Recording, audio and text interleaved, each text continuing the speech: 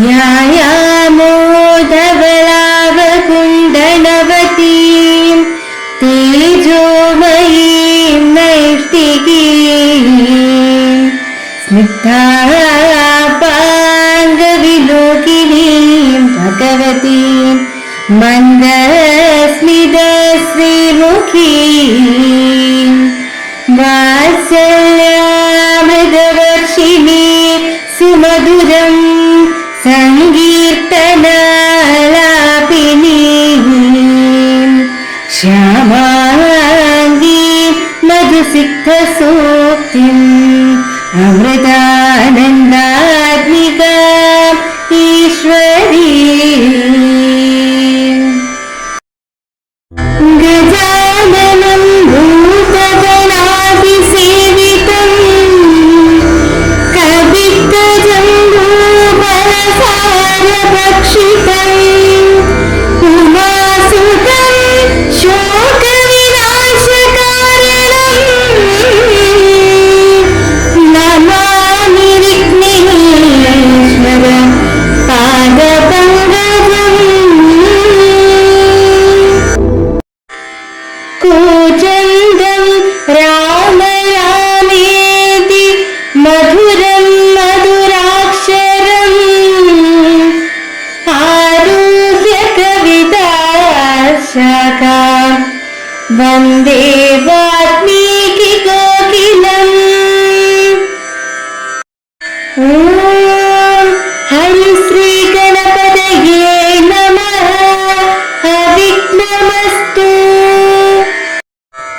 ശ്രീരാമ രാമ രാമ ശ്രീരാമചന്ദ്ര ജയ. ശ്രീരാമ രാമ രാമ ശ്രീരാമഭദ്ര ജയ. ശ്രീരാമ രാമ രാമ സീതാഭിരാമ ജയ. ശ്രീരാമ രാമ രാമ ലോകാഭിരാമ ജയ. ശ്രീരാമ രാമ രാമ രാമ രാമ ശ്രീരാമ മമ ഹൃദി രമതാം രാമ രാമ. ശ്രീരാഘവാത്മാ രാമ ശ്രീരാമ രമാപതി. ശ്രീരാമ രമണീയ വിഗ്രഹ നമോസ്തുതേ. ശ്രീരാമ രമണീയ വിഗ്രഹ നമോസ്തുതേ. നാരായണായ നമോ നാരായണായ നമോ നാരായണായ നമോ നാരായണായ നമോ നാരായണായ നമോ നാരായണായ നമോ നാരായണായ നമോ നാരായണായ നമോ. ശ്രീരാമനാമം പാടി വന്ന പൈങ്കിളിപ്പെണ്ണേ ശ്രീരാമചരിതം നീ ചൊല്ലിടുമടിയാതെ. ശാരിക പൈതൽ താനും വന്ദിച്ചു വന്യന്മാരെ ശ്രീരാമസ്മൃതിയോടെ പറഞ്ഞു തുടങ്ങിന. ആരെയും പോരിണ്ണയിക്കുന്നതില്ലിനി നേരെ പൊരുതി ജയിക്കുന്നതുണ്ടല്ലോ. നമ്മോട് കൂടെയുള്ളോർകൾ പോന്നിടുക നമ്മുടെ തീരം വരുത്തുക എന്നാണവൻ. വെൺമതി പോലെ കുടയും പിടിപ്പിച്ചു പൊന്മയമായൊരു തീരിൽ കരേറിനാൻ. ആലവട്ടങ്ങളും നെഞ്ചാമരങ്ങളും നീലത്തഴകളും മുത്തുക്കുടകളും 1000 വാജികളെ കൊണ്ടു പൂട്ടിയ വായുവേഗം പൂണ്ട തേരിൽ കരയേറി. മേരുശിഖരങ്ങൾ പോലെ കിരീടങ്ങൾ ഹാരങ്ങളാദിയാമാഭരണങ്ങളും 10 മുഖവും 20 കൈകളും ഹസ്തങ്ങളിൽ ചാപബാണായുധങ്ങളും. നീലാദ്രി പോലെ നിശാചര നായകൻ കോലാഹലത്തോടു കൂടെ പുറപ്പെട്ടാൻ.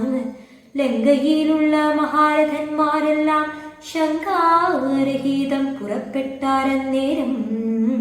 മക്കളും മന്ത്രികൾ തമ്പിമാരും മരുമക്കളും ബന്ധുക്കളും സൈന്യപാലരും തിക്കിത്തിരക്കി വടക്കു ഭാഗത്തുള്ള മുഖ്യമാം ഗോപുരത്തൂടെ തെരുതരേ വിക്രമമേറിയ നക്തഞ്ചരന്മാരെ ഒക്കെ പുരോഭുവി കണ്ടു രഘുവരൻ.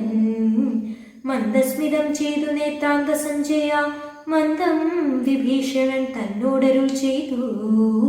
നല്ല വീരന്മാർ വരുന്നതോ കാണടോ, ചൊല്ലേണമെന്നോടിവരെ യഥാഗുണം എന്നതു കേട്ടു വിഭീഷണൻ. രാഘവൻ തന്നോടു മന്ദസ്മിതം ചെയ്തു ചൊല്ലിനാൻ.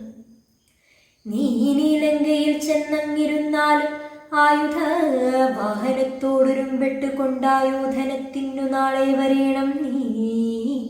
കാകുൽസ്ഥ വാക്കുകൾ കേട്ടു ഭയപ്പെട്ടു വേഗത്തിലങ്ങു നടന്നു ദശാനനൻ. രാഘവാസ്ത്രം തുടർന്നുണ്ടെന്നോരാകുലം പൂണ്ടു തിരിഞ്ഞു നോക്കിത്തുലോ. വേപധൂ ഗാത്രനായി മന്ദിരം പ്രാപിച്ചു താപമുണ്ടായതു ചിന്തിച്ചു മേവിനാ. ഓം അമൃതേശ്വരിയെ നമഃ. യുദ്ധത്തിൽ തന്റെ സൈന്യബലം നശിച്ചത് കണ്ട രാവണൻ അത്യധികം ദുഃഖിതനാകുന്നു.